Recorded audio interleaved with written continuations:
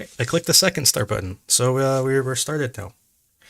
Um, we're here. How are you guys doing? Um, Maybe we should all introduce ourselves. Um, uh,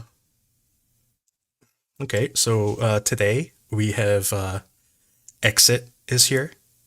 You might know her from her streams that she does with Bond on Thursday and Sunday, and we also have Snidely. But also, we don't have Constantine. So we got rid of one co host and got two more. So, how are you two doing? I'm doing pretty good. How are you doing today?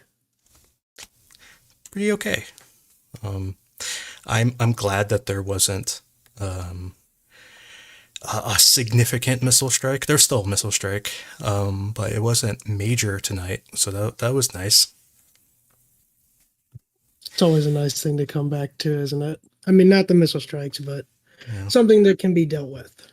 yeah. They killed some sausage and yogurt.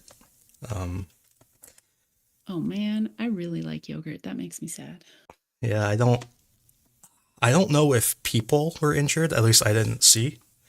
But I know they like set a field on fire and broke some sausage. The sausage photograph I think has gone viral. I'll open it in a second as soon as I find it. Here, this is the sausage photograph. They hit this supermarket in Mykolaiv. So what I'm hearing is that like 500 NATO generals probably killed. Is that what you'd say? It's got to be somewhere around that. Our friend Vitaly Kim, he said this, which is kind of funny. They killed 1,000 units of sausage air defense, and yogurt air anti-aircraft missiles were also destroyed. Um, he also threatened to chop off people's texting fingers if they posted a video tonight. So, which the Russian propagandists really kind of took that literally, and they're saying it's a human rights violation as opposed to a joke. Yeah, I saw that too. And I saw some of the responses to it. It's ridiculous. uh, yeah. So Definitely a great follow.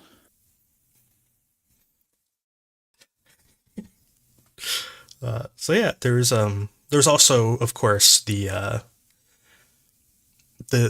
NATO veteran who today he said that the Ukrainian counterattack, while successful, unfortunately resulted in more casualties than Ukraine sent into combat somehow. Yeah, I saw that. I think he said it was roughly 1,700 Ukrainian soldiers that were killed. That's Yeah, not even talking not even about counting wounded. We don't know how many were wounded. Probably at least I would say like 50,000. Do you think? Yeah, that sounds correct. And I believe that Ukraine only had 200 soldiers for this operation. If I remember right, the main operation was like two companies, and but look, he also said it was along a 90-kilometer stretch, which I'm not. I mean, I could measure how long this is. This is I don't know, 20 miles, or 25 miles maybe. What's that in kilometers? It's about 40 kilometers. So I don't know where the other 50 kilometers are. I don't know, like, where do you think? Maybe they attacked like, I don't even know where the other 50 kilometers could be. But apparently, in those 50 kilometers must have been really dangerous. I mean, I'm guessing they're probably underground or something, underground war happening. What I'm most curious about is what this Russian weapon is that can, I guess, resurrect and then kill soldiers like 8 times. I don't know. I I was kind of brainstorming this today. Like, how did Ukraine lose so many soldiers like so many times? So I was thinking maybe their drops of blood reconstitute into a new soldier. So if they get shot, like every drop of blood that comes out is just a new soldier. That could explain it, but I'm not really sure. Yeah, I think I remember that from I believe it's a story of Theseus with the dragon's blood. Yeah. It's just it's kind of it's a difficult enemy to defeat. Because if every time you hurt them, you make them stronger. It really explains why Ukraine's offensive just kept growing. They just kept taking more grounds because every time they took a wound, it just turned into more soldiers. That's got to be it. There's no real explanation other than that. Well, it's either that or they found a necromancer.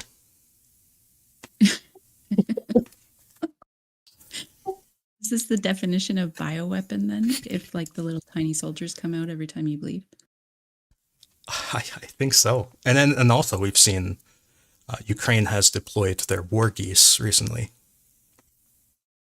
I don't think I saw this. What is this? There was a Ukrainian recon.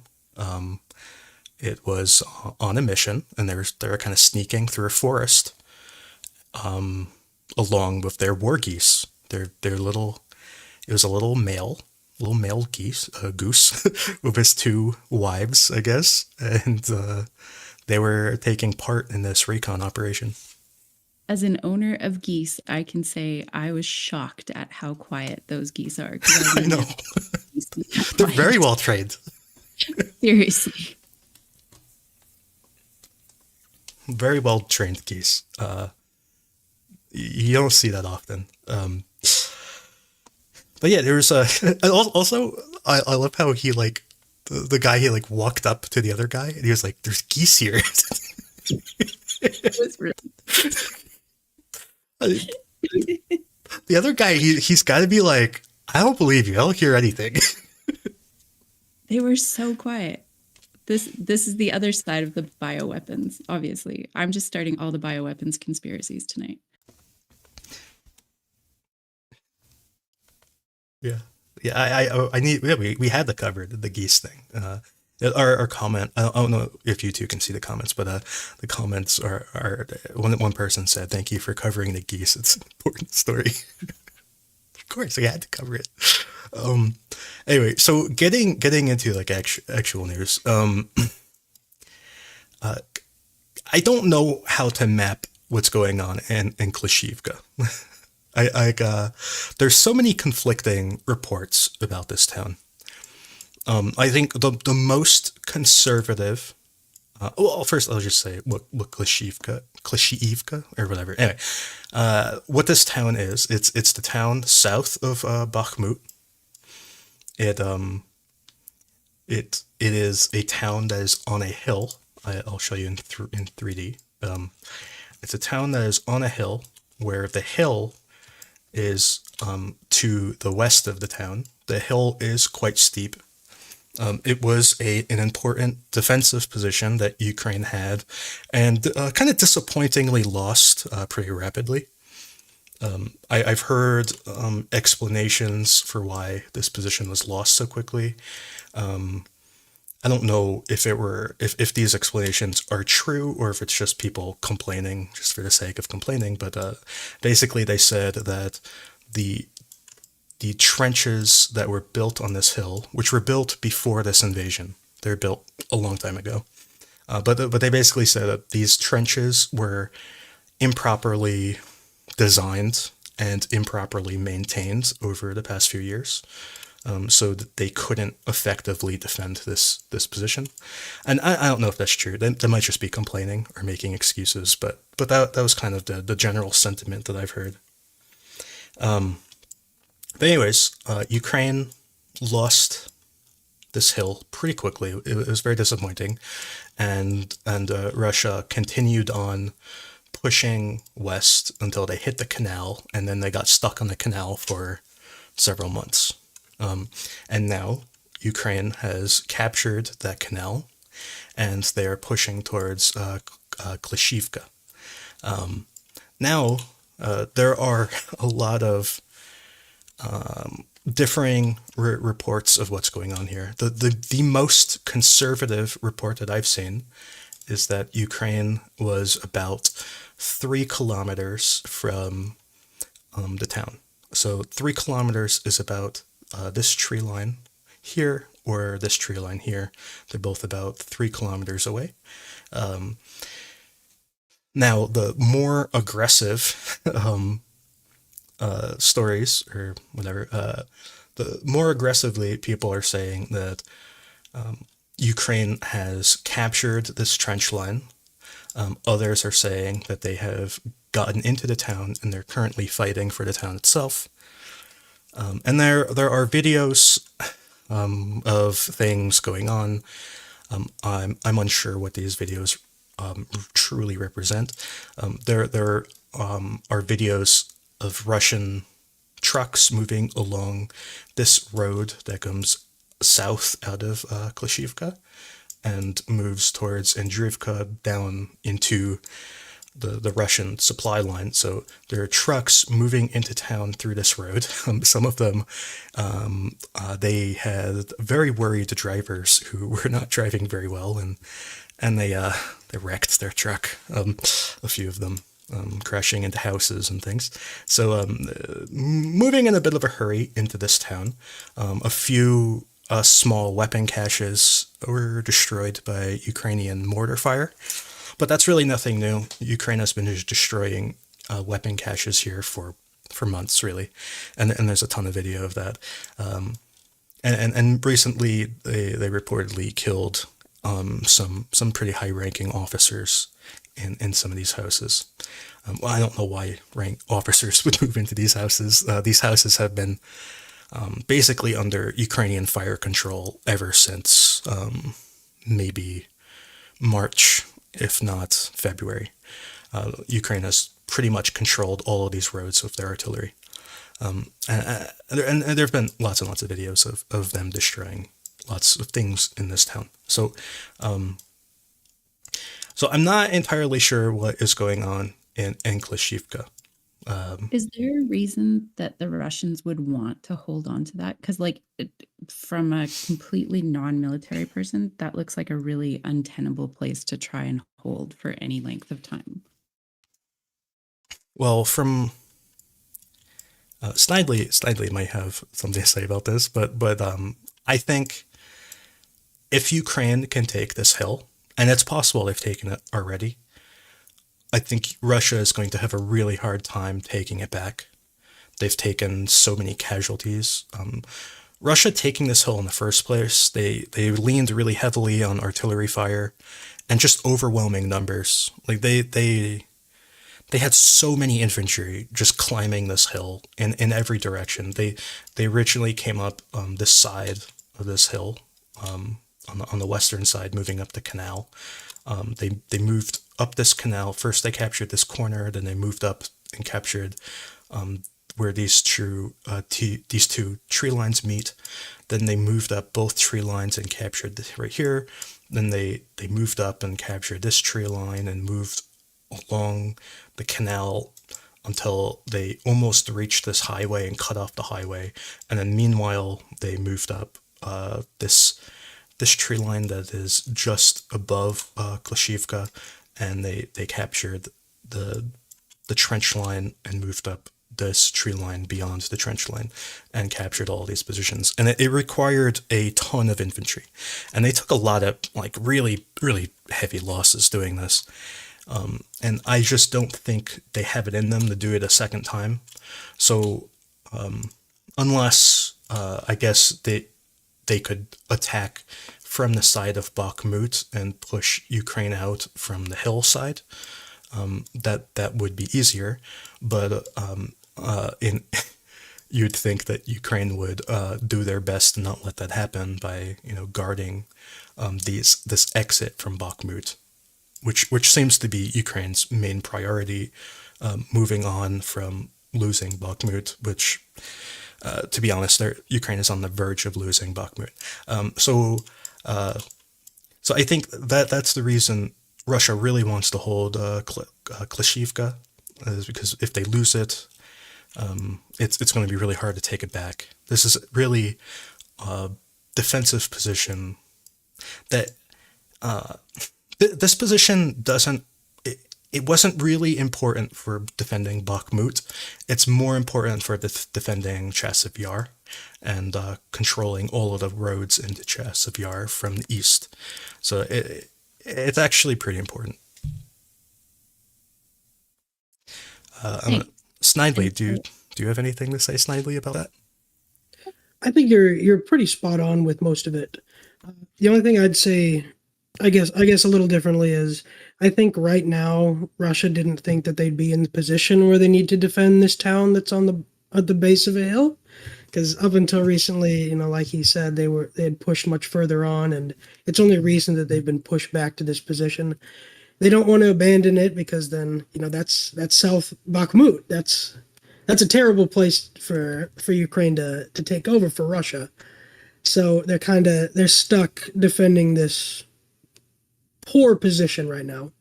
As to why there might be high-ranking officers in the city, I mean, Russia has terrible command and control.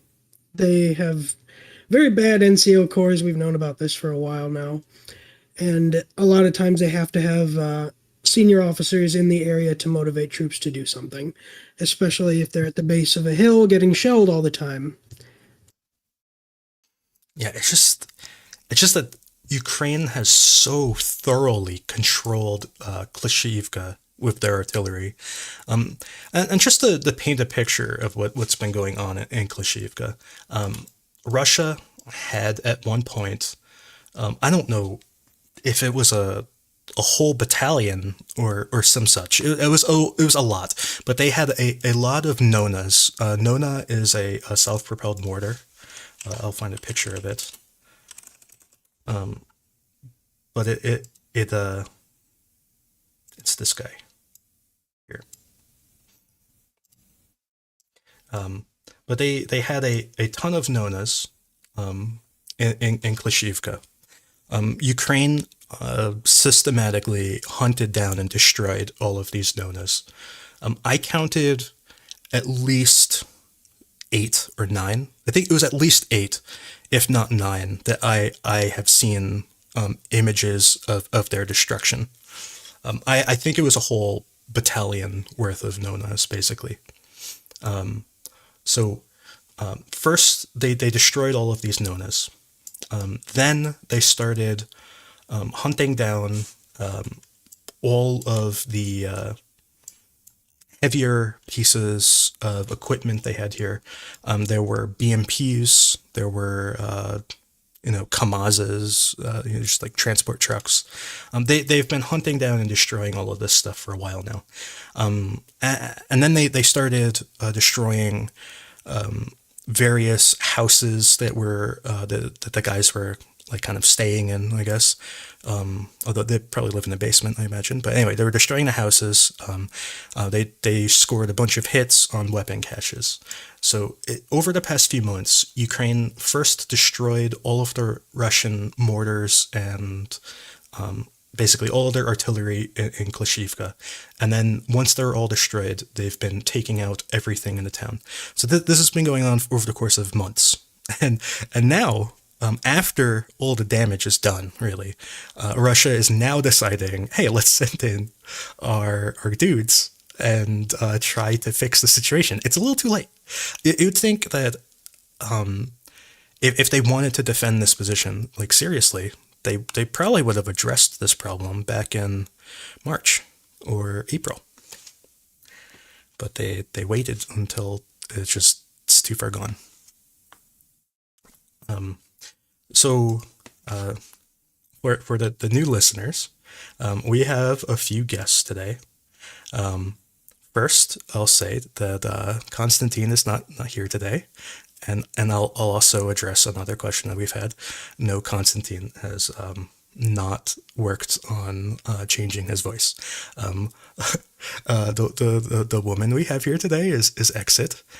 We also have Snidely and John and Serduchka.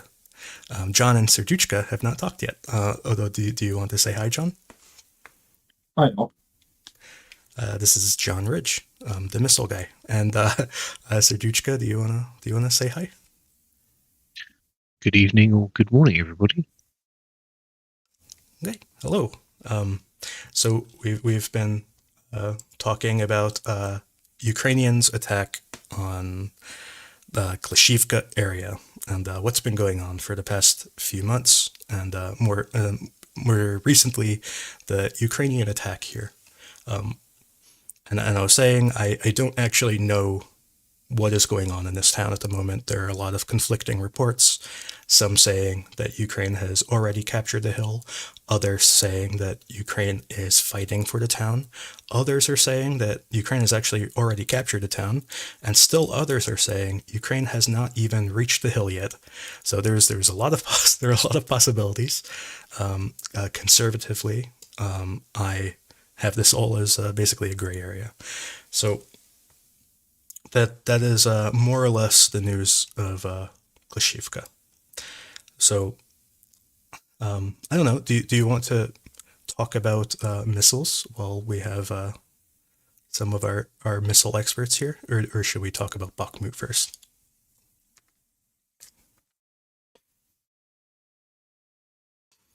I'll decide on missiles since no one else is talking. Okay, let's go with missiles. So recently, including tonight, Russia has been launching various missile strikes on Ukraine.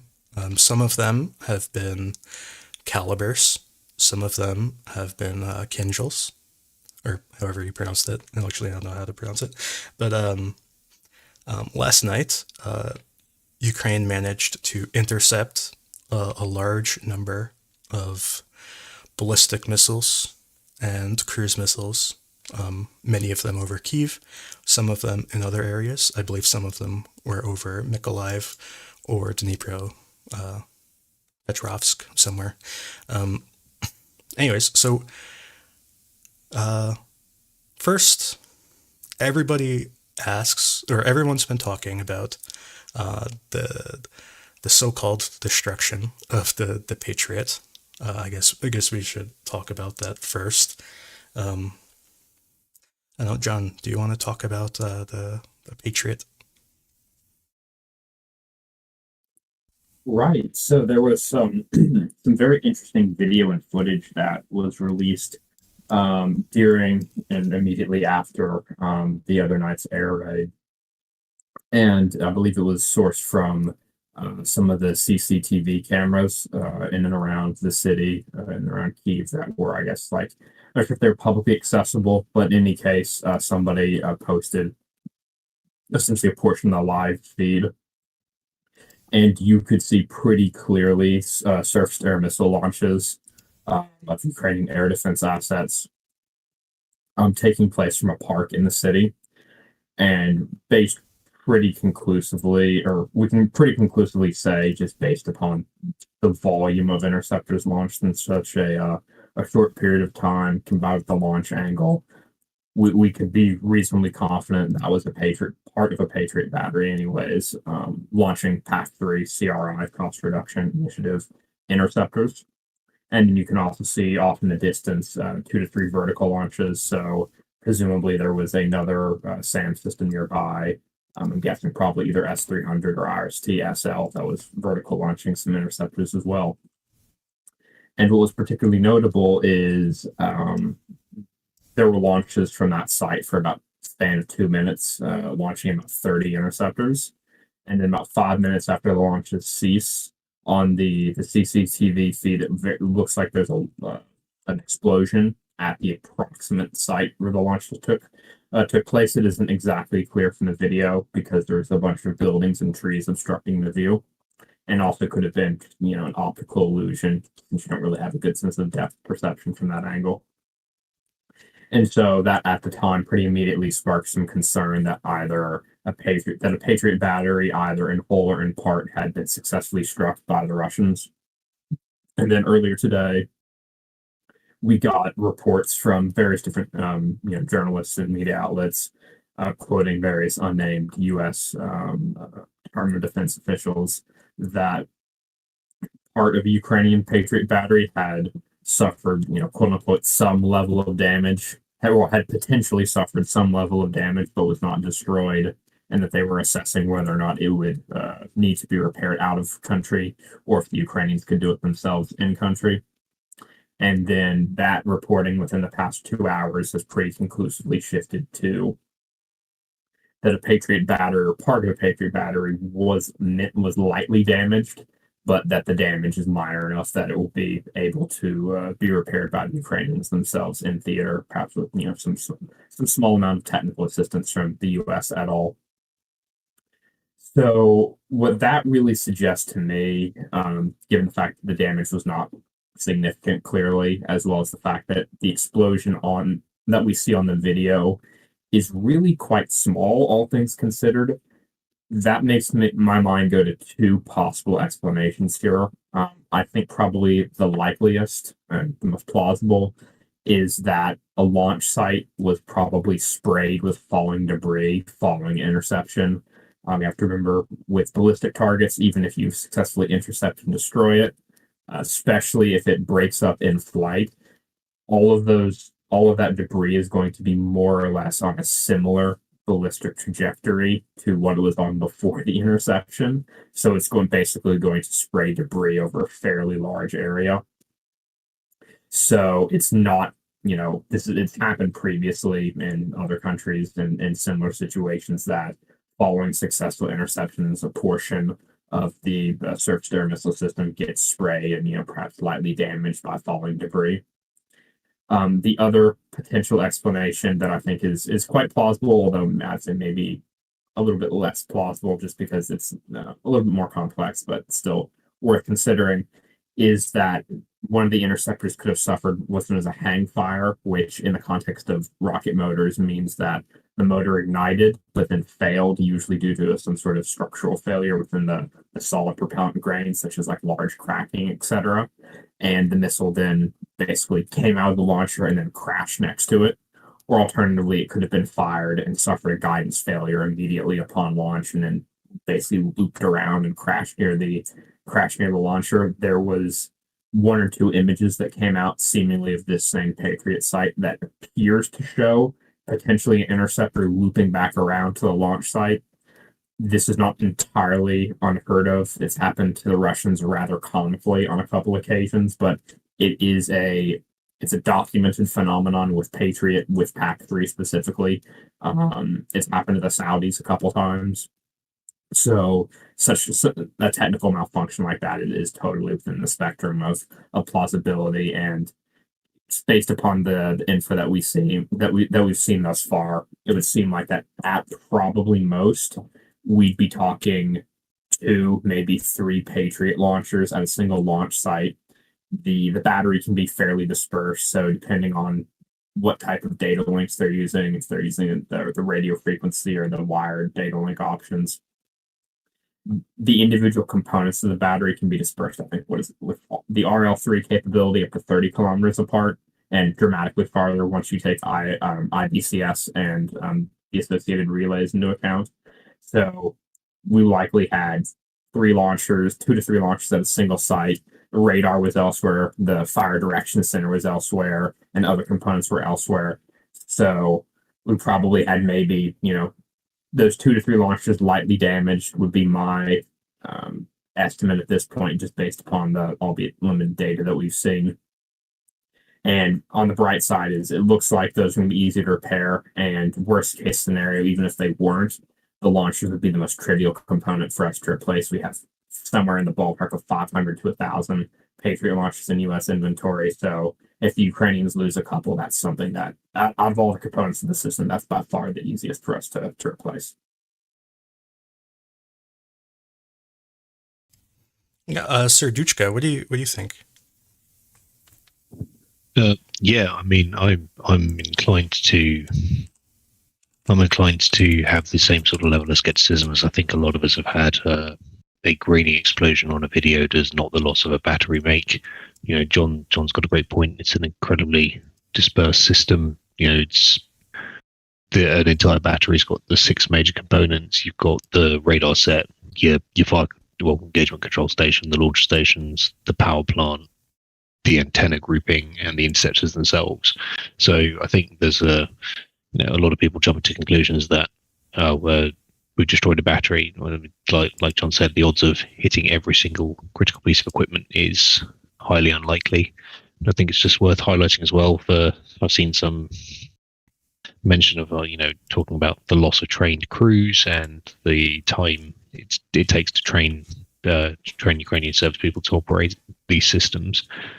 The engagement control station is the only manned part of the entire system. And again, even if you were to score a hit on that part of the system, there's no guarantee that you'd eliminate the crew. I am inclined to run with whatever has happened to the system has been minimal, but I wouldn't wager that it does the Ukrainian military any negatives to remain fairly quiet about it. If the Russians genuinely believe that they've struck at a critical capability like that, then I don't think it does the Ukrainian MOD any harm to maintain that uncertainty until such point that you need to use the system again. Yeah, and we have some other anecdotal evidence that there likely wasn't an actual hit. For example, there's really no report of the heavy thud and explosion of one of these ballistic missiles hitting the ground and exploding. There are explosions in the sky and smaller explosions on the ground, but nobody really reported that big these explosions are really big. When it hits the ground, it's a really big kind of jolting kind of experience to be near it. And when you're near it, you know a missile hit the ground and exploded, and nobody really seemed to report that. So that sort of anecdotal thing, it doesn't prove anything, but it points you in a direction that maybe there was something other than a large explosion. Maybe something else was going on that we don't really know how to analyze with the information we have, because like a lot of our information is just one camera angle, and we have no real depth perception on what happened in that camera, and also is at night, where things can appear much brighter than they are in the daytime. So there's a lot of room for skepticism. I don't know. But the number of intercepted missiles, it's pretty impressive. It's also impressive that maybe impressive is the wrong word, but they shot down S-400s as well as a Iskander M, I think. Shooting down S-400. I think Ukraine. I don't know. I think there are reports that they shot down an S-300 previously, but I don't know if those were ever true. It might be the first time they've shot down one of these missiles. So that's something. Yeah, I think it's worth considering what this means from an optics perspective. I was reading quite a good series of comments earlier that the desire to eliminate these capabilities and eliminate them rapidly to score whatever the belief is behind as to why they're trying to target the systems when there's a multitude of other targets close to the front. I know there's a lot of different opinions on that, but I imagine that the optics of destroying Western-made air defense systems is probably quite high up there on the list of priorities for the Russian MOD. But as has been seen, it's been a complete countenance to that, and the incredibly high success rate of these systems is showing the sort of gaping lack of response that there seems to be to counter these air defense systems that the Ukrainians are now operating. And I think I would be hopeful that the success rate of these systems and the success in the way that the Ukrainians are utilizing in using these systems in defensive key sites is enough of a testament to Western governments to continue to supply these systems and to continue to support them. Just demonstrate a capability that's working and it's doing its intended job. We have a question.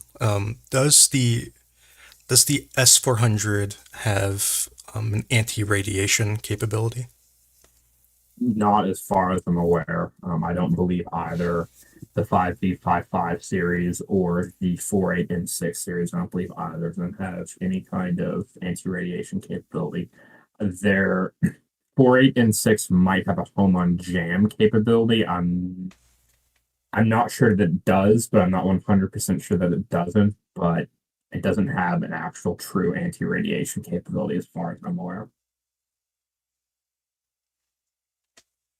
Okay. And the other question that we have is regarding the showing of the air defenses, which part of it is the live stream, and the other part is people filming it like out of their windows. What do you think of these two issues? So I think that when we're looking at this from like an OPSEC perspective, I mean, obviously, especially when it comes to like people filming with their phones, like, I mean, at the very least, if you're going to film it, don't post it like during the attack, for God's sake. That said, I mean, there's 2 points to consider.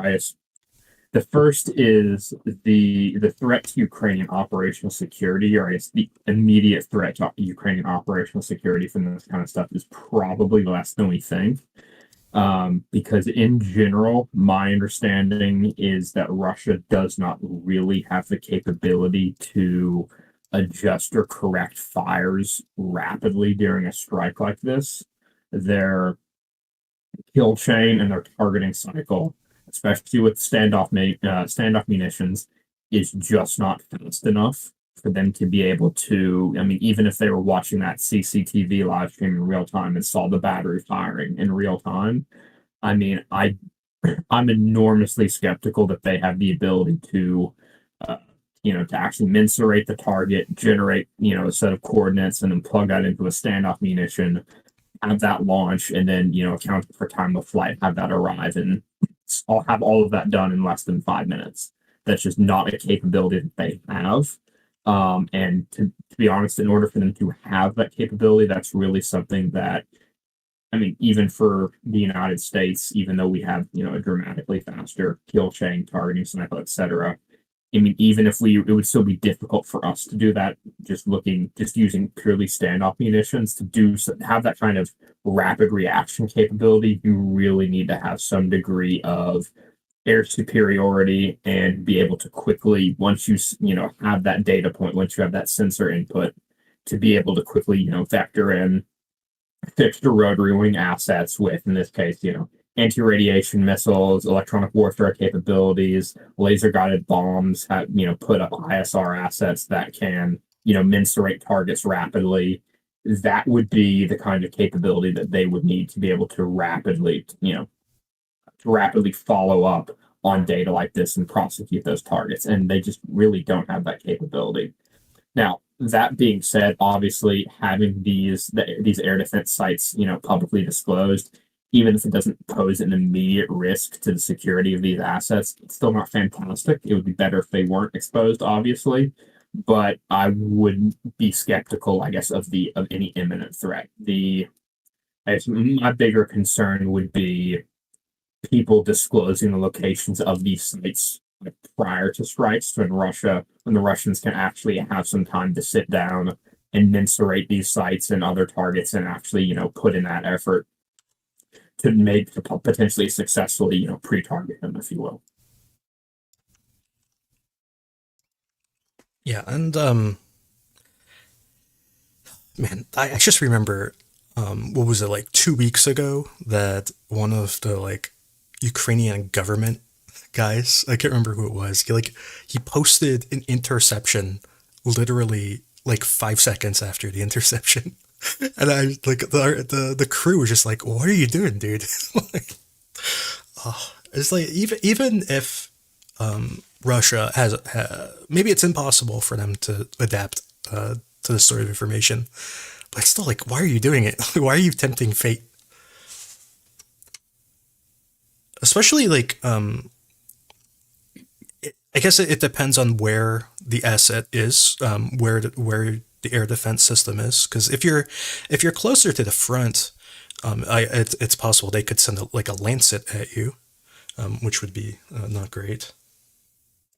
Yeah, I would agree with that. I mean, deep in the rear, it's less of an issue, but as you get closer to the forward line of troops, that operational security concern does become much more serious in terms of imminent threats to the survivability of these assets. Absolutely. Once you start talking about, actually being potentially vaguely reachable by Russian fixed wing or Russian long range MRLs or loitering munitions or like Lancets or other similar types of capabilities. John, you said that it was likely that it was just the launchers that were actually in that position. How easy is it to move those and reposition them to somewhere else? So it really depends. They received, so the two Patriot batteries they received, one from the U.S. and one from this combination of launchers from Germany and the Netherlands. They have used the same standardized set of launchers and vehicles. It's a little bit different because the German ones are integrally mobile. The US ones are semi-fixed.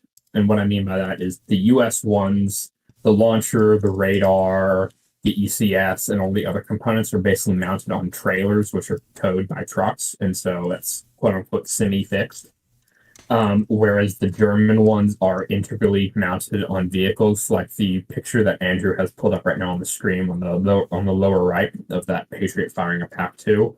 That's the German launcher. As you can see, the actual launcher itself is physically part of the truck. It isn't like a separate trailer. So those German ones and the Dutch ones, which are identical to the German ones, they're going to be more mobile, probably than the US ones. I don't have any good numbers off the top of my head for what the displacement and reemplacement time would be. I imagine it's probably going to be more than 5 minutes. I would imagine probably at least maybe on the order of 10 to 15 minutes, but still fairly quick, all things considered. Especially in comparison to S300. I want to say that if you're with the mast surveillance radar for S300, S400, I want to say the displacement and the reemplacement time's like 90 minutes. So it's probably going to be a good deal more mobile than Ukraine's existing long-range surface-to-air missile systems. Thank you. 90 minutes sounds absolutely insane. Yeah, I mean, it's potentially less, but that's I'm not sure if you've seen images of like the search radar on the really tall, like 10, 15 meter tall mast. That's the one that can really add to the deployment and displacement time, because that takes quite a while to set up. The rest of the launchers, the fire control radar, the command station, and the non-mast mounted surveillance radar, they're much quicker. But having that tall surveillance radar really drags out the deployment and reemplacement times. I'm trying to find a picture, but I can't find one that I can show. But I'm really trying. Yeah, I think it's called like 40V something, and I'm trying to remember the Grau index. I keep finding images, but I can't show them because they're like in like New York Times articles and stuff. They're behind paywalls. Just go to Google. There's like some from Air Power Australia. Yeah. Yeah, it's the 40V6. Radar mast. Anyways, so it's just these systems are they're not made for as the kids call shooting and scooting. They're a bit different. Okay, I found the picture, I think. For what it's worth, NASAMS is actually quite a bit less mobile, at least the version that Ukraine has received. Because theirs are like actually fixed launchers that you basically they're on the back of a truck and you have to physically remove them from the back of the truck, put them on the ground and deploy them. And to re-emplace them, you have to pick them up off the ground, put them on the back of the truck and drive away. So NASAMS is interestingly, I guess, quite a bit less mobile than Patriot. Here, and this is a little image of the benefit of this mast. That's cool.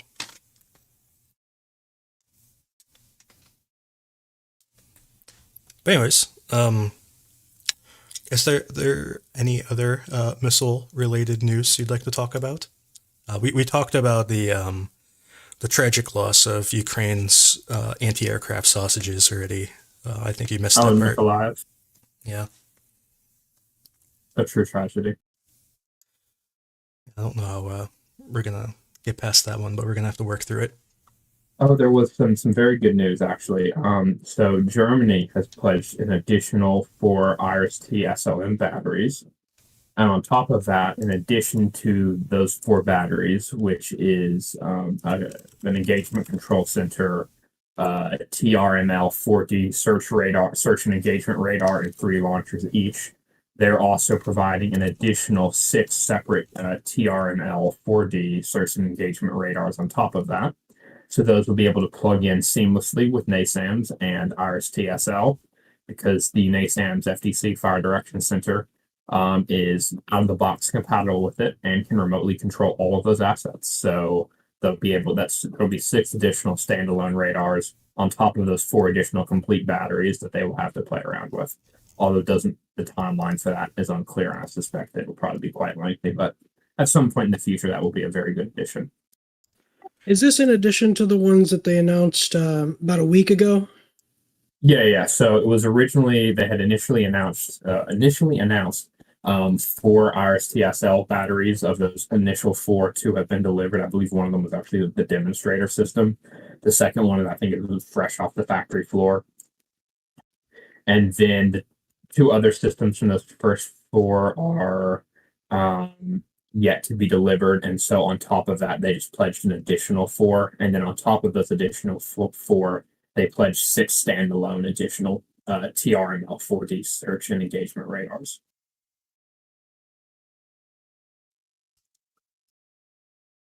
There's also news of these airplanes that how official are this airplane news? I saw rumors today. I didn't see official statements, but it was more or less along the lines of the UK would help Ukraine acquire planes. Right. How much were there official statements on this? Yes. So there's, I guess, a coalition of sorts forming. They haven't actually laid out concretely what the plan is, but the UK and the Netherlands and Belgium are going to be working together on this. What it seems like, I suspect this is, at this point, pending U.S. re-export authorization and actually, U.S. involvement in this. I suspect this is mostly diplomatic signaling to Washington that the 3 of those countries want this to happen. But essentially what they're proposing is that the UK will provide, what it seemed like based upon the wording of Sunak's statement, is that they will be training fresh Ukrainian pilots from scratch. So rather than training existing Ukrainian fighter pilots, they'd be taking, Ukrainians who potentially have not flown before or have limited, like civilian flying experience, and by doing like a long-term training program. So that would be, we're talking something like on the order of like 4 to 5 years to produce, capable fighter pilots on that side of things. The other thing, this wasn't explicitly mentioned, so this is a little bit conjecture on my part, but one thing the UK itself could be doing, because they don't operate F-16s, is they have the Hawk trainer aircraft. What they could potentially be doing for existing pilots is they could potentially be doing some like familiarization training. So getting some Ukrainian pilots like time in a glass cockpit, which they would not have had, in an SV-27 or a MiG-29, et cetera, before. So, giving them that opportunity to have some time, at the controls of a modern Western aircraft, get them some flight time, messing around with AMRAAMs, with AIM-9s, all of the kind of the NATO standard air-to-air missiles that they would be receiving with F-16s, and also, kind of begin the process of familiarizing them and indoctrinating them, if you will, into, Western, fighter tactics, coordination, communication styles and practices and procedures, as well as like things like, electronic warfare, effective use of it. That and last point, it's going to be particularly important if they plan to use the F-16s or whatever aircraft they receive offensively. They're going to need to be able to leverage all of these things extremely effectively to survive against and be effective against Russian ground-based air defense assets as well as Russian fixed-wing assets. So that wouldn't appreciably shorten the overall timeline necessarily, but it would, particularly if it takes the U.S. a while to green light things, that would be something for Ukrainian pilots to do so that they can hit the ground running once the U.S. signs off and then begin doing that airframe specific conversion training, which I assume it seems the Netherlands will be contributing that part of it. Now, the one thing you have to consider here is that I spoke to a friend of mine who's a U.S. Air Force pilot about this pretty extensively this morning. His comments were that the kind of the fundamental issue that we run in here is that Europe does not have very much training infrastructure for F-16s. The overwhelming majority of it is in the United States at Nellis Air Force Base.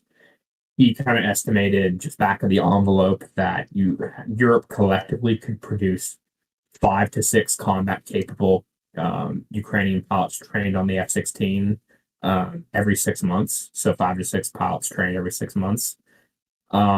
In contrast, the U.S., if we're willing to get, kind of take a hit to our own readiness in terms of our own pilot training, in other words, like basically telling our pilots to shut off for a little bit and pushing back the timelines for their own training, we could pretty easily have a throughput of 30 to 40 Ukrainian pilots trained on F-16s to be, competent at a wide range of combat missions and very lethal at a select subset of those after about 6 months.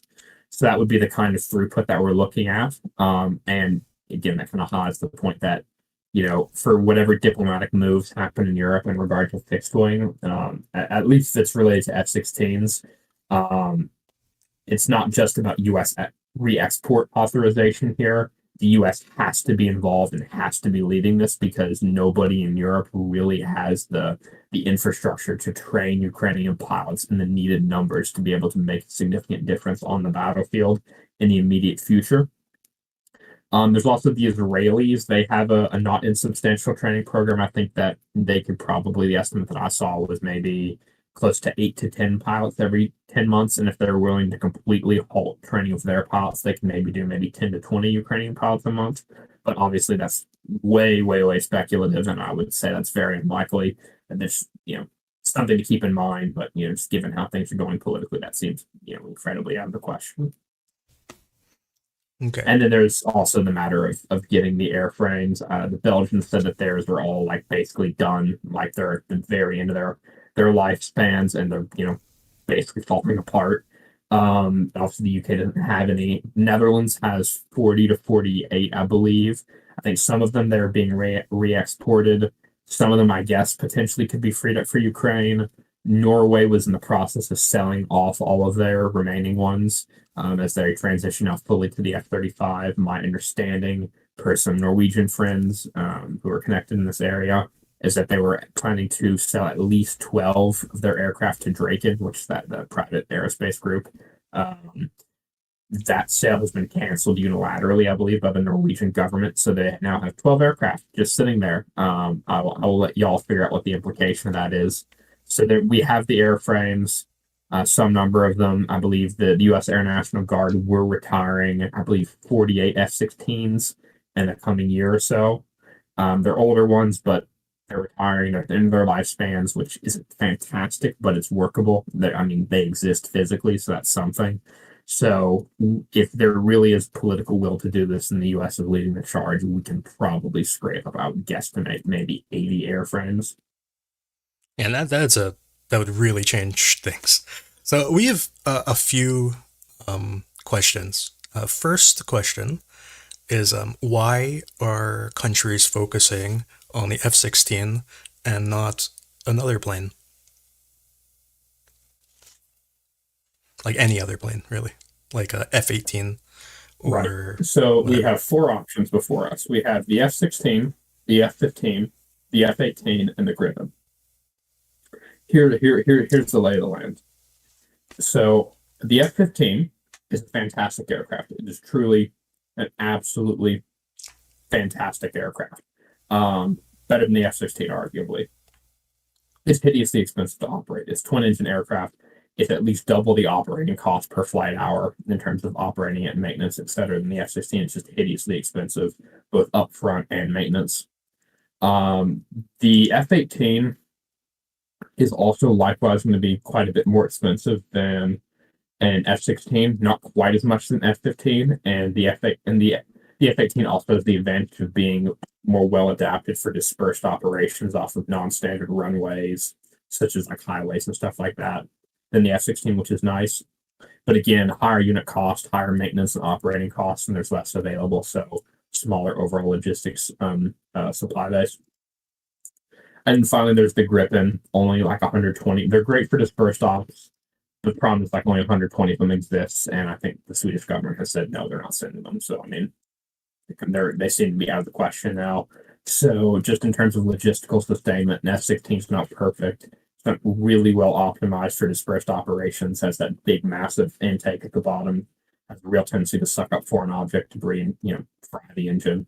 But it's available in the largest quantity. It's the cheapest to operate and has the largest and most robust logistical support infrastructure. So another question is why not a Tornado? Because they're all ancient and like falling apart. Yeah. Okay. So here is a completely unrelated question. This was asked a few minutes ago. What space assets does Russia have going for it? Like what are their satellite capabilities? Oh God! So their satellite capabilities aren't fantastic. They have some. They have some optical, electro-optical surveillance satellites. They have some synthetic aperture radar sites. They have kind of functional early warning satellites, constellation for ballistic missile launches. They have obviously their communication satellite constellation. I'm going to be honest, their abilities in terms of space-based sensors for ISR are kind of limited.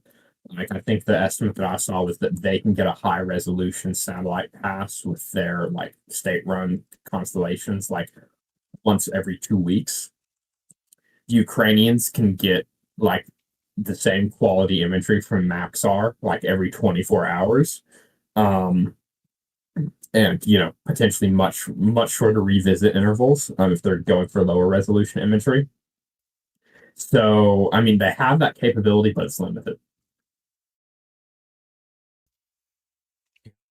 And another question about the about mirages. I think didn't France recently talk about mirages?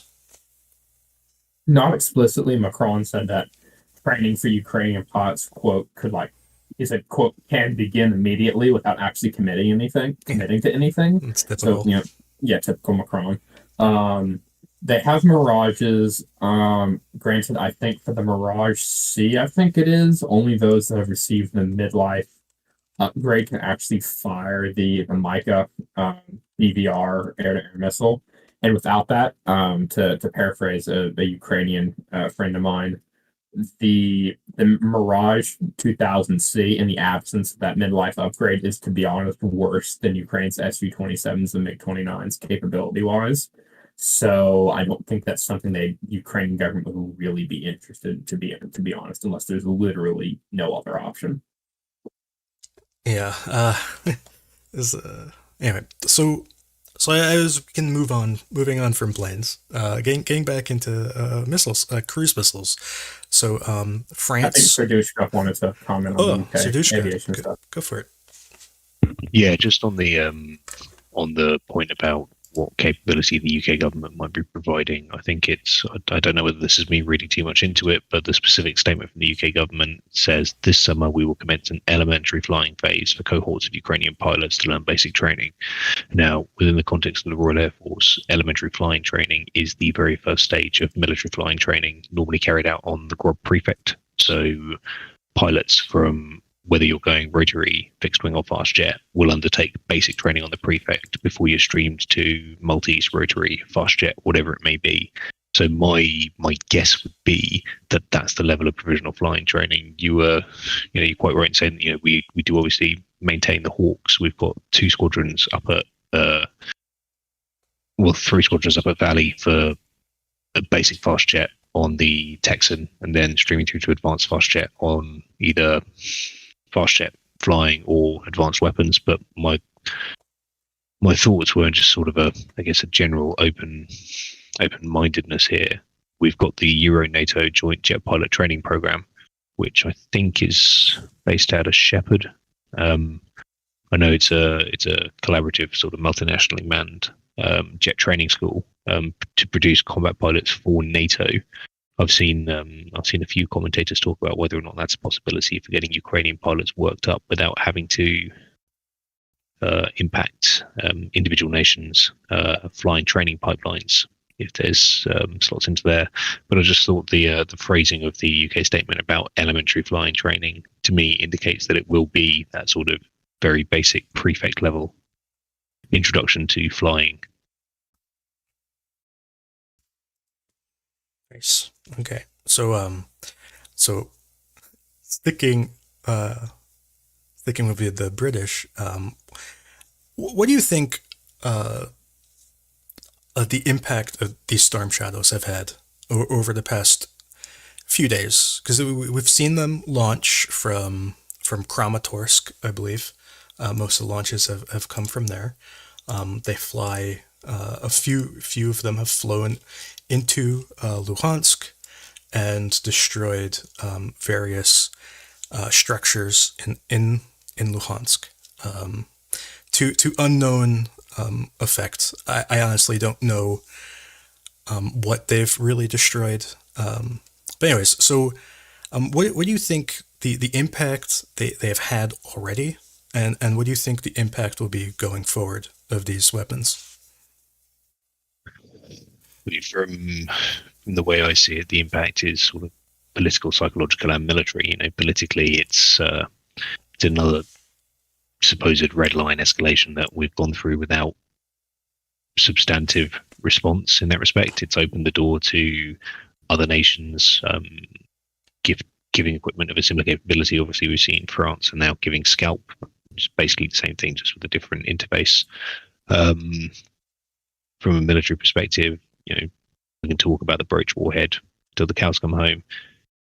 Storm Shadow is a good bit of kit. It opens up a lot more strategic options for strikes for Ukraine on areas that the Russians may have spent the last year establishing and may have thought were well protected. Now you've got to consider further dispersal of your high value assets, or where you place your command centers, etc., etc. And from a psychological perspective, now troops and command centers and battalion staff who may have thought they were safe suddenly not so much. And what does it mean in terms of how the Russians have to position their own air defenses? Do you withdraw it to more strategic targets? Do you keep it along the front? I think Storm Shadow is a game changer, not necessarily just because of its own capability, but because of what it represents. So I'm very interested to see how it's further utilized going forward, and I'm really, really glad to see the French are sending Scalp as well. So, did you see the news that Russia came out with today regarding the storm shadows? No, I did not. Please do. Please do share. They claim, of course, that they shot down, like, I can't remember the number. It was like 6 of them today, and then in addition, they shot down like 7 HIMARS or something like that. So they said that they shot Ukraine shot all these missiles and we destroyed them. Yeah, I seem to remember seeing something about this already, and the proof that they demonstrated was a fragment of Storm Shadow that could very easily have come from a missile that impacted its target successfully. Yeah. So I mean, I don't doubt. I was having this conversation with someone the other day. And, full disclosure, I was initially quite skeptical that we would send Storm Shadow. Very glad that my skepticism has been proven to be wrong. But yeah, at the end of the day, like anything, Storm Shadow can be shot down. Do the Russians necessarily have the capability to do it as successfully as the Ukrainians have in terms of bringing down Russian missiles? No. Does it mean it's impossible? No. And anything shoot downable if you throw enough lead in the air. It seems unlikely to shoot down like 6 in an afternoon, though. Yeah, seems incredibly unlikely. I might call that bullcrap. But they shot down all our Kindles. Did they put out any videos at least, like with debris or at least I don't know, some flashes in there, or it's just statements? There was some images of some Storm Shadow wreckage, but I think it was after it hit a building. Yeah. You mean in Luhansk, right? The first one. Yeah. There was another one, I think. There was another strike. Well, there were a couple of strikes, but I think there was some new images of some wreckage from one of the follow-up strikes. That was not the first one. Like someone that found some fins, basically some control surfaces. Okay, so the Russians are now throwing buildings at missiles. Nice. Effective. I wonder. My thought on this is, I wonder if the move to send Scalp would open the door for Apache.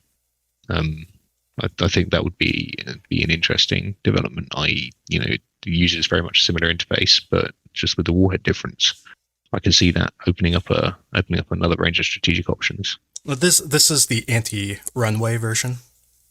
Yeah, so Scalp and Apache are basically the same, similar sort of capability, similar sort of aerodynamics, but Apache has the cluster submunitions. So yeah, anti-runway. And those munitions are, I believe they're programmable, right? So you could have like a few of them detonate, and then the rest like wait or something like that. Yeah, there's various elements to the submunitions within the warhead that bring it in line with a number of conventions around submunitions. There's various requirements for them to be self-disarming, certain number of submunitions per warhead, certain size, certain weight. But what I mean is more that, from what I understand, it might be wrong, that you could shoot it at a runway and damage the runway of some of the submunitions, and the rest can wait and then blow up at a later time to potentially damage it while it's in the process of being repaired. That's how I understood it. I admit I don't know the specifics of the Chris, the submunition type directly. As my knowledge extends, as far as they're around about 50 kilos in terms of warhead, and they're concrete penetrators. Yeah. It wouldn't surprise me if that is the case, but as to whether or not you'd want to use that capability or just outright just wreck the bloody thing, Yeah. I mean, same result either way, really. Yeah. So this is kind of what I wonder. Would you actually shoot it at the runway, or would you shoot it at like the planes? Because it's just I don't know. Like, do you literally shoot it at the runway? Yeah, I mean, my understanding of how the application of this would work is, yeah, you fire it at the runway or any of the sort of dispersal areas that the aircraft are on, any of the taxiways. There's other munitions that you could use to strike hard shelters or strike administrative buildings and other things around the airfield. But realistically, what you're looking to do is just deny that space for aircraft movement. So it would be not so much a waste, but there's other systems available to hit other things. Apache's very good at what it does, and using it for something else wouldn't really necessarily make sense. One thing to keep in mind about anti-runway munitions and runway cratering in general is that, depending on the specific runway and what kind of aircraft you're intending to sortie from that runway, and also what resources the well, I shouldn't say the defenders, whoever owns the runway has on hand. It's typically possible, if you're prepared for it, to repair those runways fairly quickly. Like you can fill those holes usually within 24 to 36 hours. So cratering runways, Russian runways and taxiways, aprons, dispersal areas, etc. That shouldn't be seen as like permanently putting those airfields out of action. At best, you could, seriously degrade the sortie generation rate for maybe 24 to 48 hours, depending on how long it takes them to fill that hole and resume normal operations. So those types of things are, again, best paired with other munitions, like, for example, Storm Shadow to target hardened aircraft shelters, and potentially other munitions to target, more critical, like logistical infrastructure and sustainment infrastructure, like fuel tanks, munitions depots, etc.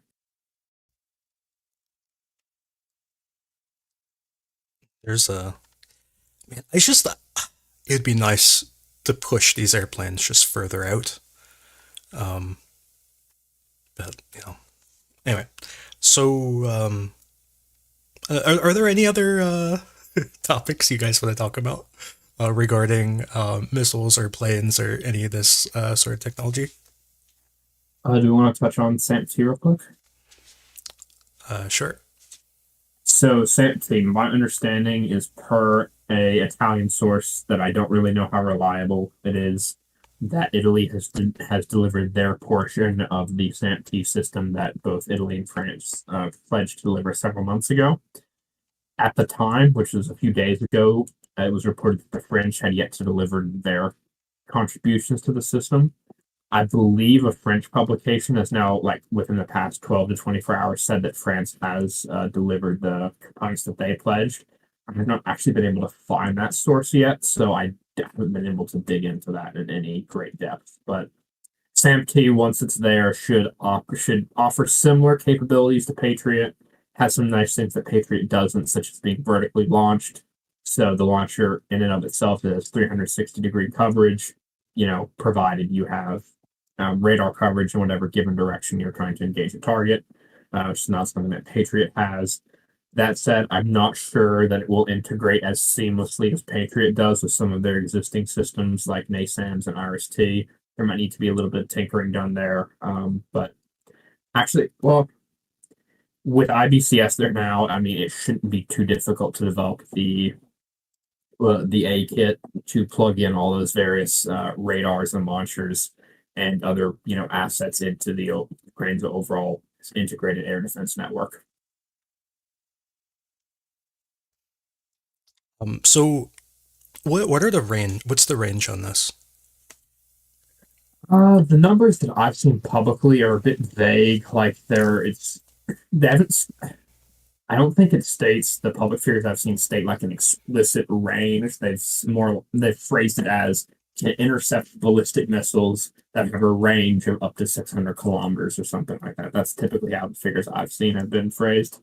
I need to go look to see if I can't find some more specific numbers. Okay. Well, I guess my question is it like on par with a Patriot in terms of range or shorter?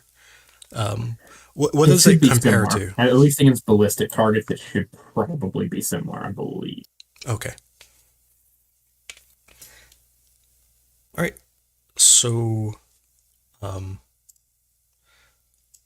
should we go to the next topic? There's two more topics that I have to talk about anyway, and you guys can talk about other things if you want to. But first, there's Bakhmut, and second, there are all of the fake attacks Russia keeps announcing, all their fake successes. So I don't know which.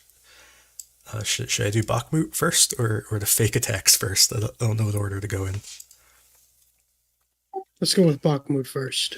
Okay, so Bakhmut, it's not looking good. To be honest, Bakhmut is a bit of a disaster at the moment. Ukraine has been pushed to the final road in Bakhmut, in the center of the city anyway. Russia really kind of controls this whole northern section north of the road. I'm not 100% sure if they've totally captured it yet. This main intersection here, I believe, is still contested, although it is rapidly deteriorating. This road here that is south, that's still in Ukrainian control, is not technically in the city of Bakhmut. So this road is kind of the last road that is actually technically Bakhmut. In this kind of northern part here, it's also rapidly deteriorating, where Russia has really pushed into. I guess I could draw. Russia has really. Oh, shoot. Okay. Let me draw. Okay, so they've pushed into this area here. They're clearing it. They're really trying to capture first this road, which I believe they've captured part of it, like here, and maybe part there. So first, they're trying to get to this main road in Bakhmut. Once that's fully under their control, their next goal is this road. And then once that's in control, they will go to this final road. And if they capture all three of those roads, they basically control Bakhmut. And like I said, the first two roads up here are more or less lost already. So Ukraine is really kind of down to one road of Bakhmut remaining. And I honestly don't know how long this is going to last. It seems that Bakhmut is more or less lost at this point. There are reports that Ukraine has been withdrawing kind of out to this position along this road into defensive positions to kind of build the not build, but to kind of man the next major defensive area after Bakhmut. You have to keep in mind that a lot of these buildings have been demolished by Ukrainian engineers over the past few weeks because they wanted to deny Russia's ability to look south and west out of the city. So a lot of these buildings have been demolished. And it's Bakhmut's kind of. I mean, if they can hold it through the night, I would personally be surprised. I really don't think Bakhmut's going to last much longer. Although I feel like we've said this a lot, but it's really kind of getting there. It's like there's one street left. It seems like it's more or less lost.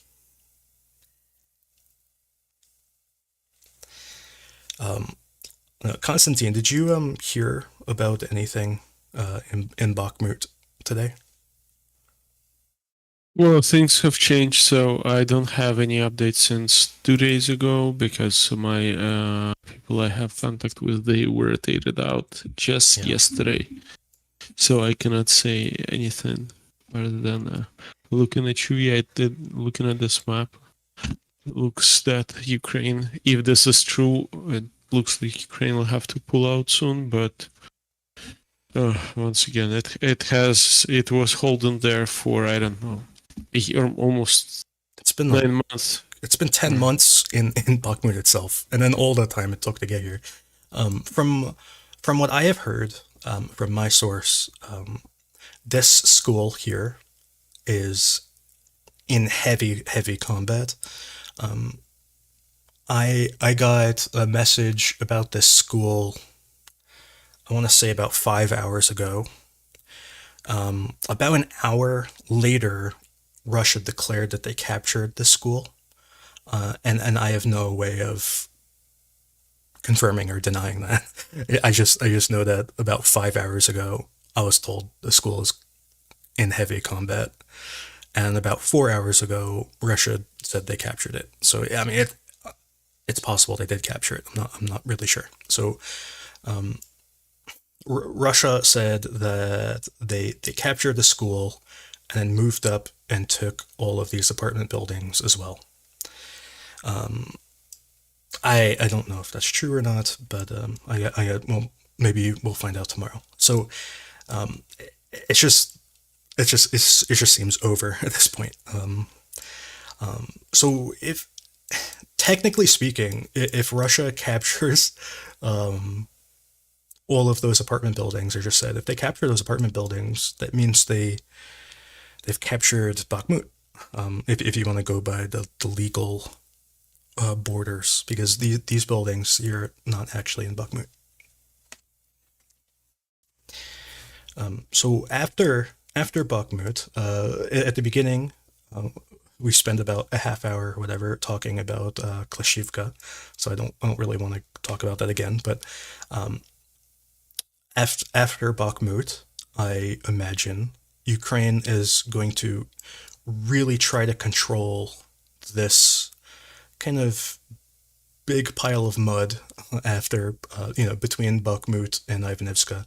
They Ukraine really they seem focused on keeping Russia bottled up in Bakhmut. It seems that they're kind of okay with Russia taking Bakhmut, but they don't want them to get out of Bakhmut. They want them to be stuck there.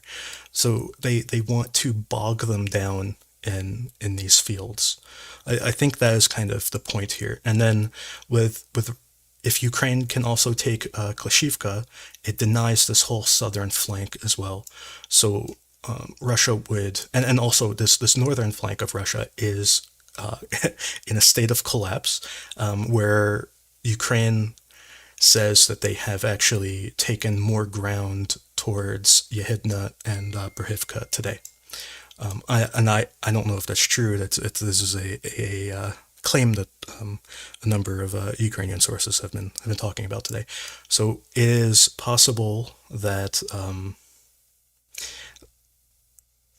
the front line could more or less be a north and south line, where Russia is going to have to push west out of Bakhmut towards Chasiv Yar, where the south and the northern parts of the city will be denied to them. And I think that is Ukraine's plan here.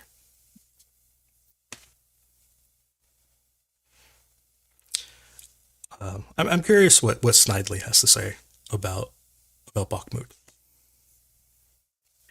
Well, I suppose I largely agree with you. It's looking kind of like Russia has taken Bakhmut, and it's not the end.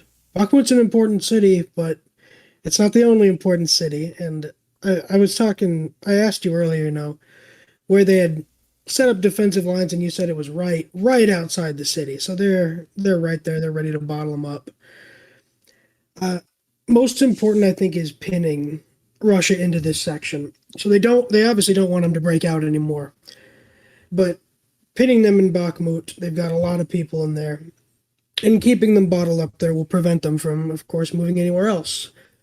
And these attacks that Ukraine has recently launched on the north and the south flanks that have pushed them back quite significantly. That'll help to bring this about, kind of making this line static and forcing Russia to have to keep a large number of troops in the area to keep Ukraine in check. Now, something that I'm most curious about is what Wagner is going to be doing after Bakhmut, because by all accounts, this was supposed to be their mission, essentially. So when it's done, what happens to them? Are they gonna just go away, go to Africa and steal some resources, or Was their goal to capture Bakhmut and hold it, or was it just to capture it and go home? all I've seen is that they were supposed to capture it by, I think, the 9th. They missed the deadlines like 4 times, but I'm not sure, because they're largely an assault force. I mean, we just saw how they did trying to defend those flanks, and they didn't do very well. They broke and they ran and they left the Russian army to die. So I don't think that they'd be very good at that job, I suppose. Good question on that point. I was in the impression that the north and south flanks were exclusively being held by regular elements of the Russian armed forces, Mobiki, etc. And that Wagner was solely within the center of the city in the urban area. Is that not the case? No, Wagner was present on those flanks. Basically, when Ukraine launched their attacks, the Wagner came out and said that they lost the flanks because the Russian army had retreated in the area. And then the Russian army came out and said that they lost the flanks because Wagner had retreated in the area and left the Russian army to die. And then Ukrainian soldiers who participated in everything, they said that it was Wagner that had broken ran, and that the Russian regulars had actually tried to hold their ground but had been slain. Yeah, and also now Russia seems to be pivoting with their messaging, that it wasn't that anybody, ran away. It was a plan, you see. And the plan was that they would fall back and then kill everybody with artillery. That was the plan, actually. Nobody ran away. Everybody was heroic in their falling back. That's the new story. They know that there are actual videos of them running away, right? Heroically. Bravely. I mean, if that's what they want to go with, I guess they're gonna lie no matter what. Okay, so I don't really want to get into this again. If you want to hear us talk about it, you can rewind. But just to say it briefly, Klishchiivka is part of the Chasiv Yar defense. This really is kind of the first line of defense for Chasiv Yar. So taking this town back is not Ukraine stretching its lines. It's actually Ukraine reclaiming part of the important defense of Chasiv Yar. So something I'm curious about, what is the elevation like leaving Bakhmut? Let's look at it in 3D. Where they put it? Okay. So here it is. It's kind of flat. It goes down, more or less.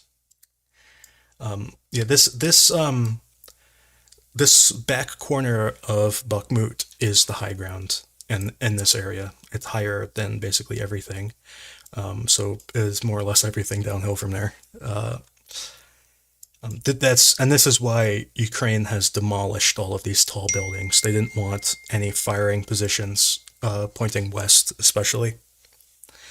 They definitely didn't want anyone shooting ATGMs at this road in particular. So yeah, it kind of goes downhill. There are these forest strips along the way, though, that kind of breaks it up a little bit, and some of these smaller farm roads and whatnot. Okay, I mean that's not ideal, but it's not the worst thing in the world. Yeah. Kind of the bigger benefit is that Ukraine has the ability to hide a lot of their artillery behind these hills. So they can shoot in a way where it's much more difficult for Russia to return fire. Do we know if Russia is do you think that Russia is going to continue its attack once it takes Bakhmut? They've got to be spent. I just don't know. I think you have to kind of I think you kind of have to push Ukraine out of these outskirts.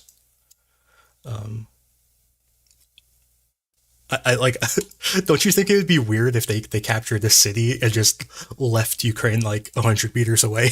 It would be weird, don't you think?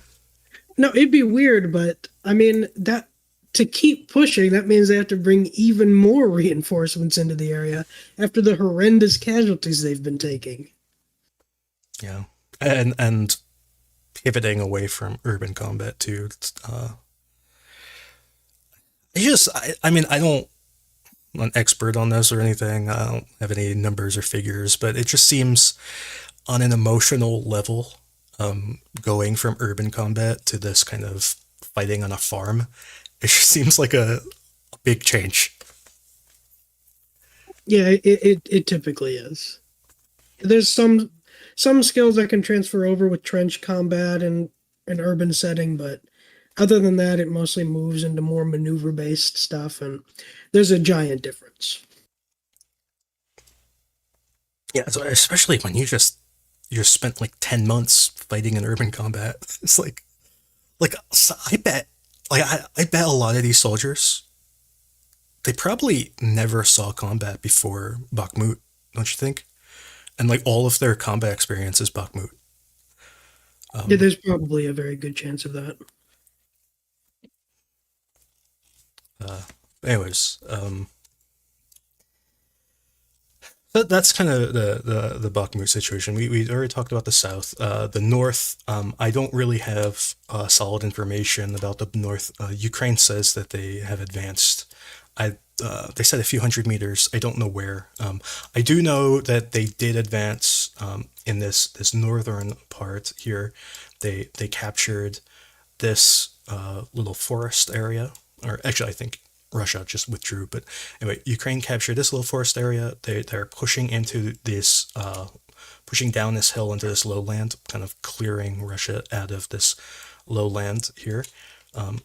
And I imagine they're probably going to continue moving down this highway. I would not be surprised if Zelnyanska is retaken by Ukraine in the near future. And also, recently, Russia basically said that they had withdrawn from. This is a river here with this like pond or whatever. They had withdrawn away from this river to this kind of more high ground, like kind of on the ridge.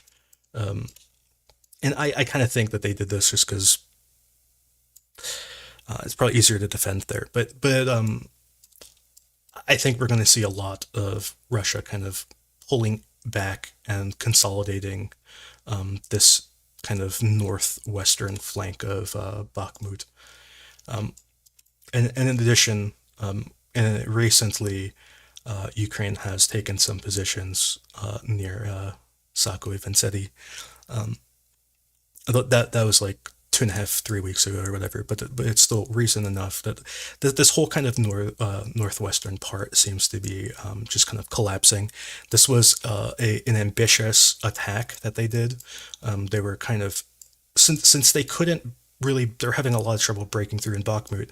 They're kind of threatening to move up this highway to split Siversk and Slovyansk, and it ended in failure, and now it seems to kind of be collapsing back towards Soledar. I mean, that would be the smart thing for them to do. They don't need that front, and they're stretched out in the area. Yeah, it's just the issue is where's their line gonna be? Like are they going to? Because if they give up kind of this northern part, they're getting kind of in the situation where they could have Berhivka flanked from the north, and they could end up losing Berhivka and Yehidna, and that would not be good for Bakhmut. To lose your entire northern flank of Bakhmut. It's just this whole situation seems. It just kind of seems like Ukraine and Russia are both losing in a different way. It's like it's not good for Ukraine lost Bakhmut, although they're winning on these flanks. And Russia took the city, but they're losing the flanks. It's kind of like one step back and one step forward. I don't know what's going on. I guess it's worse for Russia in the long run to lose these flanks. I don't know where they're planning to defend, how many forces they have to defend with, and how capable of defending those forces are. Well, I mean, from what we've seen, I don't think Russia's defensive abilities are are all that good. I mean, they just broke through on those flanks in 48 hours, was it? Yeah, and they lost a lot of this ground in kind of record time.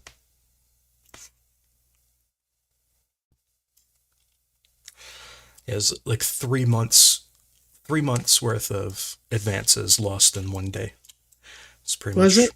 yeah. I thought it was 2.5. Or But okay, 2.5. It was we'll go with 3. We'll go with 3. That sounds better. it was from like February 27th until May whatever, May the 11th. So You've seen those thick arrows, right? The on the flanks where someone was speculating that Ukraine will attack from the north and south around it and take it into encircle the remaining Wagner forces in Bakhmut. What do you think of that? My personal take, I don't believe it. It's like it's gonna take like 3 weeks if everything goes good. For this to happen. yeah, But just wondering what other people think. there was like a little thing where it was like a little, like it was a little fish like this, right? And he was like eating the little thing with like his little tail. And then, but this was a big fish, right?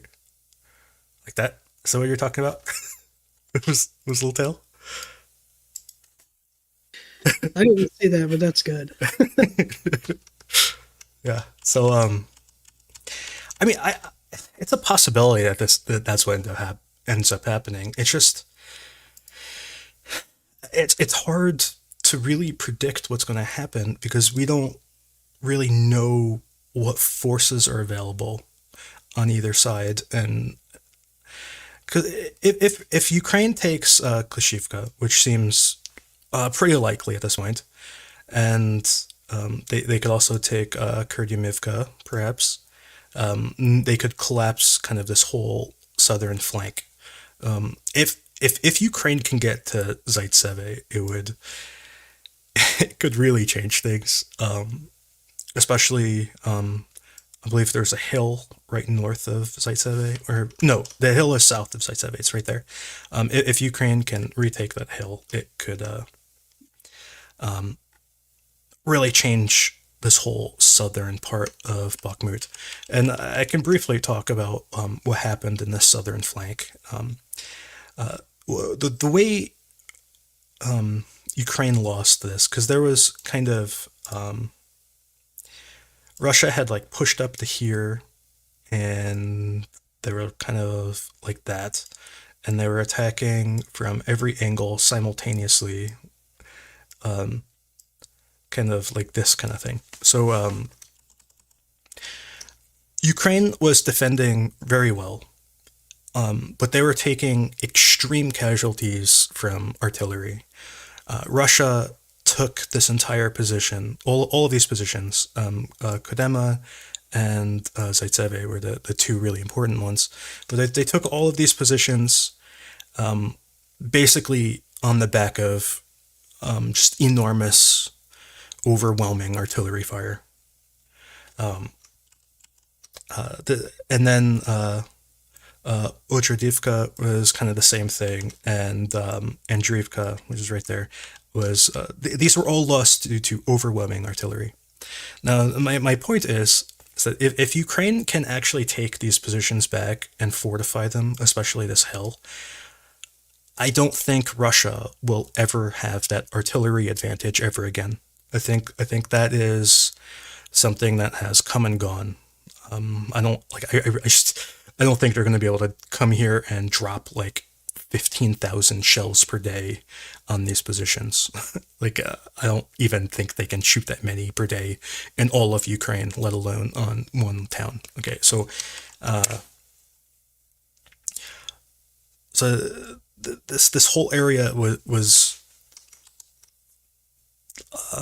just heavily artillery focused. And before we were talking, I was talking about how I don't think if Ukraine can retake Klishchiivka, I don't think Russia has the infantry to push up this hill a second time. And likewise, if they can get down and take this hill that I was talking about, it's not impressive, but it's very well fortified. If they can take this hill again, I don't think they have the artillery to ever take this position back. Maybe you could argue that they could drop bombs on it using those glide bombs. But other than that, and I'm not entirely sure whether that would work or not.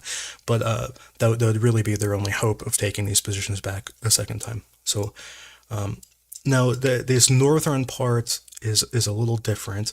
Soledar is completely demolished. At least this eastern part. This northern part might be a little bit left. But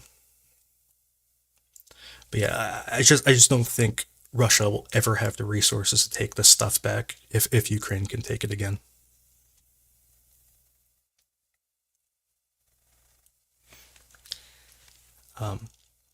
So anyways, I can move on to my final topic. It is basically Russian lies.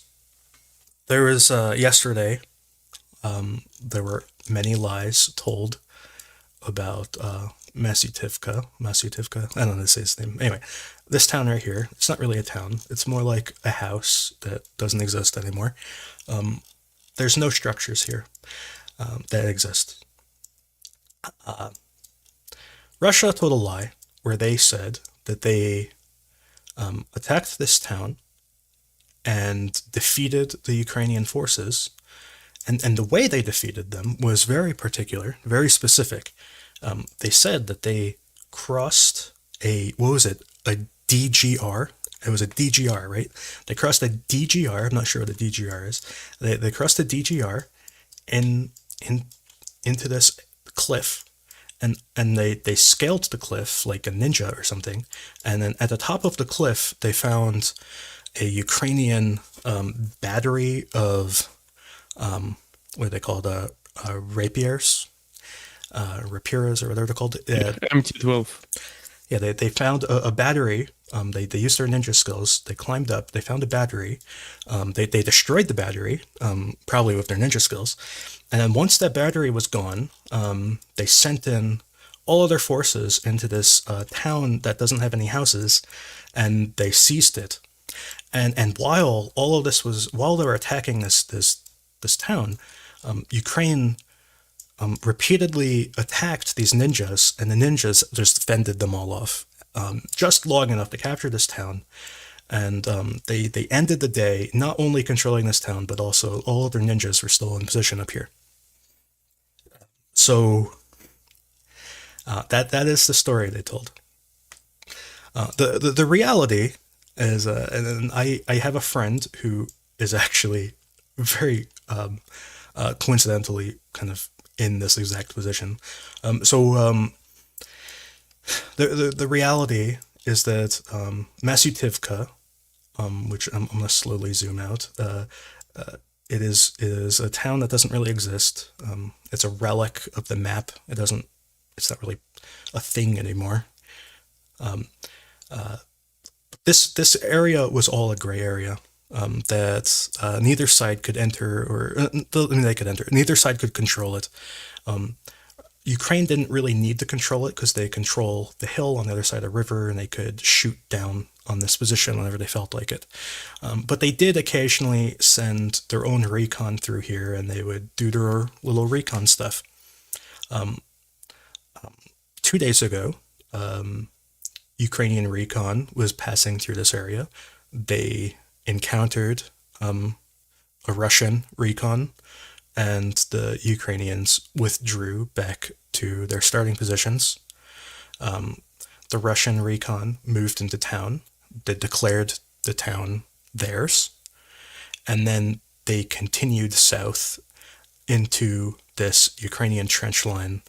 The trench line repelled the Russian recon, who fell back to their starting position, and that's what happened. What happened to the ninjas? Unfortunately, the reality did not include ninjas. So Why even tell this lie? Do they need wins or something? Why did they do this? Well, let me tell you another story that they've told recently, and because this one's a little bit different.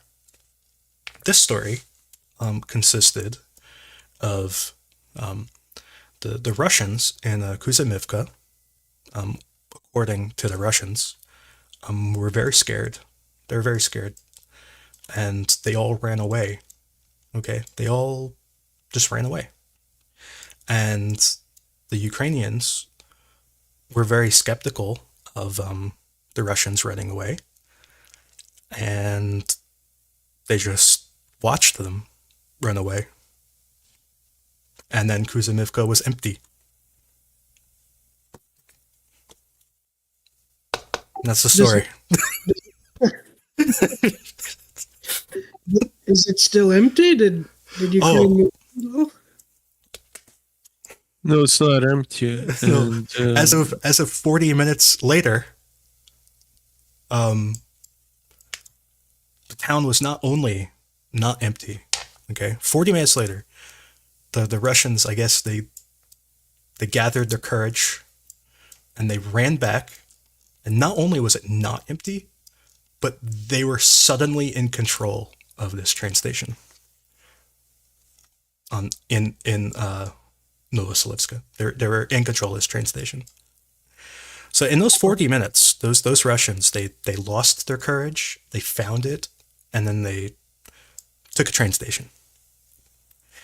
Well, the speed of their advance is just crazy. This was infantry? Yeah, that's their story. Those are some distance runners, man. in reality, so I have a video of that I cannot share online. Can share it only in private. So they had a tank, they had MTLB, and they had one BMP. They attempted an attack from Kuzamivka. The tank rode over the mine.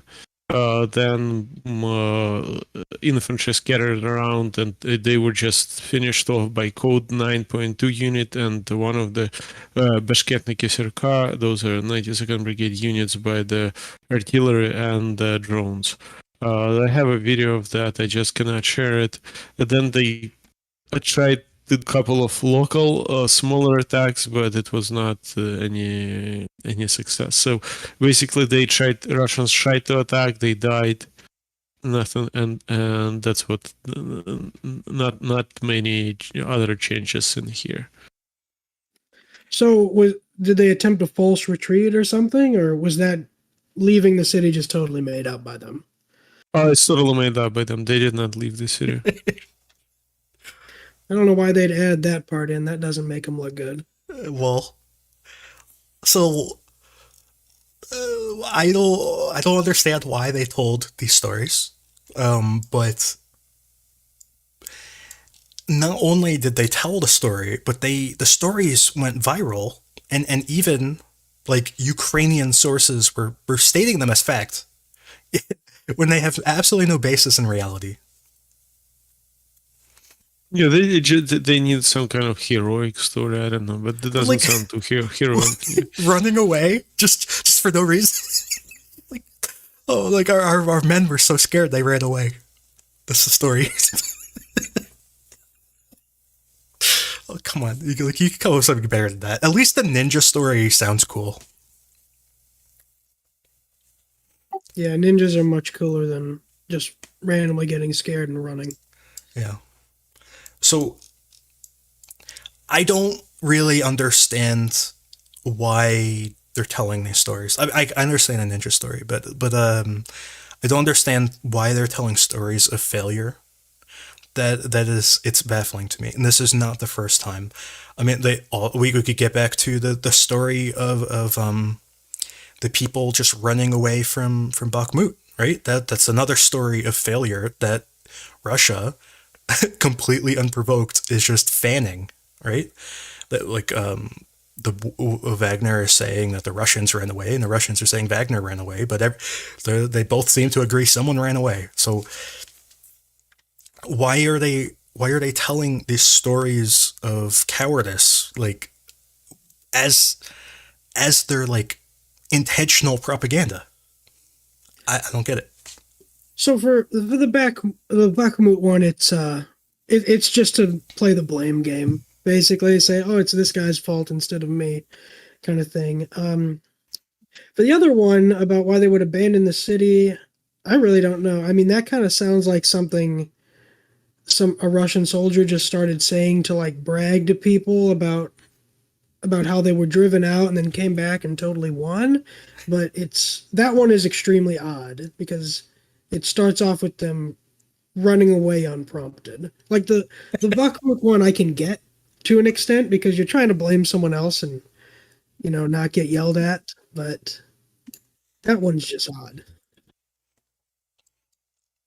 Okay, so this might be somewhat related, but in Avdiivka or around Avdiivka, I'm not sure exactly where. I kind of think it's right here. But the Russians say that they were heroically fled from their positions along the highway. It's either here or here. I'm not 100% sure, but they heroically fled from their positions along this highway. I'm trying to think of other stories of heroic fleeing. That's all I got from the past like 3 days. So that's it.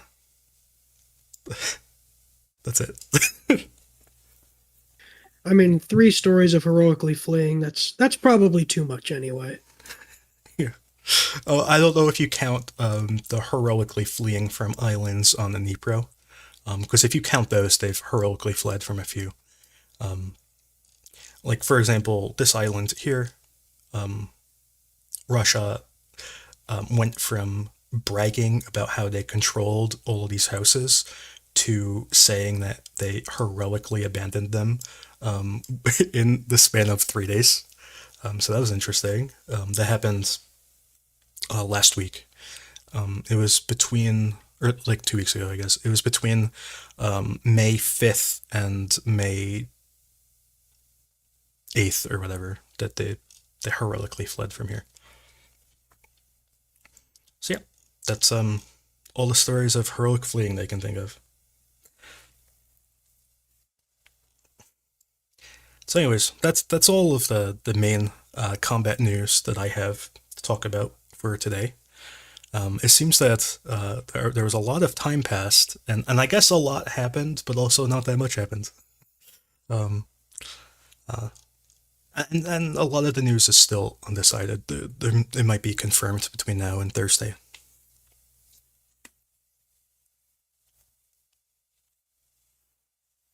All right, Constantine, do you want to talk about your drones? Yeah, sure. I have a drone fundraiser right now with Ukraine Foundation. We are fundraising for $50,000 for the 20 DJI Mavic 3 Pro drones. These are just standard, not thermal vision drones, but they are very much needed because with the higher intensity right now, the loss of drones has increased to the unit inside the units that we support. So we have collected 47,000 out of 50. If you click this link, yeah, you will see that. Yep, 40. So we only have 5% left, but we still have to go through this 5%. So I greatly appreciate help of anyone who wants to donate, come in and donate. So thank you guys and gals. Also, I want to say that this fundraiser will go to multiple brigades. It will go to 54th Brigade. It will go to 92nd Brigade. It will go to National Guard as well.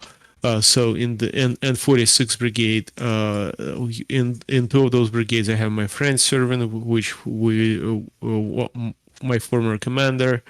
In 54th, they're fighting around Siversk right now, and another of my friends, Artyom, he's in the 92nd Brigade. He's a pilot fighting in Bakhmut at the moment. So they very much rely on our help. They don't have much sources to get those drones from, and because of the deficit of those drones right now in Ukraine, we need to do it as fast as we can, and not do it when they lose all the drones that they have. So this is quite urgent, and this is needs to be done. But we're already done, almost done. So if you wanna come in and help, we would greatly appreciate it. And remember, this is tax deductible in the United States. We're a registered charity controlled by the IRS, so it's checked and audited, so everything is legal, registered, and absolutely great. Thank you. The 54th, they posted video damaging, or maybe perhaps even destroying, a T-72 right here. I believe the video came out today, so maybe our drones helped them find it. Yep. They and T-90 recently as well. This may have been a T-90. I'm not entirely sure. I just called it T-72 because I couldn't really tell. Was it in the mud puddle? Let me find the video. Actually, I think I can find it. It was hard to locate. Took me like an hour. Let me find it though.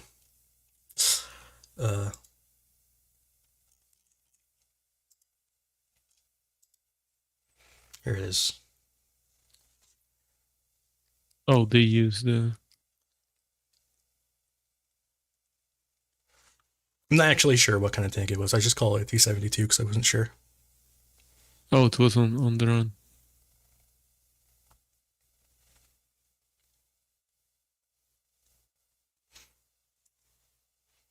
Yeah, I wrote about this is not this is K2 battalion. My friend actually, my former commander was part of the K2 battalion as well. Before he was transferred to an assault company, separate assault company. These are primarily used as recon drones, right?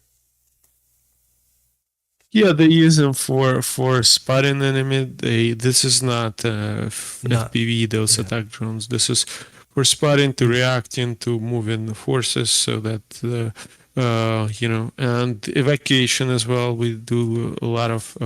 It's not that covered as much, but a lot of those drones, they do help evacuations. You've seen. It's just those videos are not as popular as drone drops or artillery shots, but a lot of the drones are used to find someone, evacuate him. We even seen Russian soldiers surrender into the drones, so keep that in mind. Yeah, and we have another unrelated question. I don't know if John wants to answer this one, but this was about what shot down everything in Russia. Like the worst day in Russia's. Oh boy. So I have the word that has been relayed to me from various contacts is totally contradictory. I have heard it relayed via some friends who have some contacts in the U.S. intelligence community who are kind of implicitly hinting that it was bread on red, that the Russians shot down their own aircraft. I've heard relayed from some Ukrainian sources that it was a Ukrainian surface-to-air missile system that was deployed close to the border, essentially ambushed them. So I have no idea at this point. The physical evidence is rather inconclusive because the video quality is god-awful, as is the camera angles, so it's not really clear. It's obviously they got shot down by a missile, but it isn't really clear what type of missile. I saw some pretty good images of some of the Mi-8 rotor blades. They were pretty shredded by shrapnel. So we can probably rule out a continuous rod warhead, so probably not an R-37 air-to-air missile, which is the standard Russian and Ukrainian. Well, not necessarily the standard Russian one, but at least that's the standard Ukrainian air-to-air missile at this point. And it's one of the older air missiles that the Russians use on occasion. And also definitely wasn't a Sidewinder of any kind. Beyond that, it's really difficult to say it doesn't really look like the size of a 5V55 from an S300.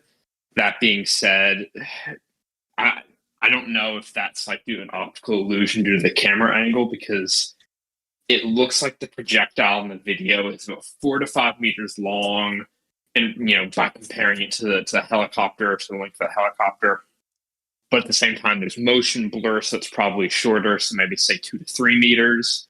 A 5V55 is like 7 meters long.